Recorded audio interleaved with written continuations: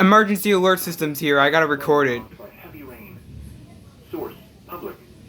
Impact: flooding of small creeks and streams, urban areas, highways, streets, and underpasses, as well as other drainage and low-lying areas. Streets in the Miami Springs area, especially near Highway 27, are becoming impassable and water may enter structures.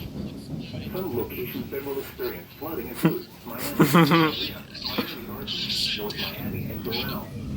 Turn around. Don't drown when encountering flooded roads. Most flood deaths occur in vehicles. Excessive runoff from heavy rainfall will cause flooding of small creeks and streams, urban areas, highways, streets, and underpasses, as well as other drainage areas and low-lying spots. A flash flood warning means that flooding is imminent or occurring. If you are in a warned area, move to higher ground immediately. Residents living along streams and creeks should take immediate precautions to protect life and property.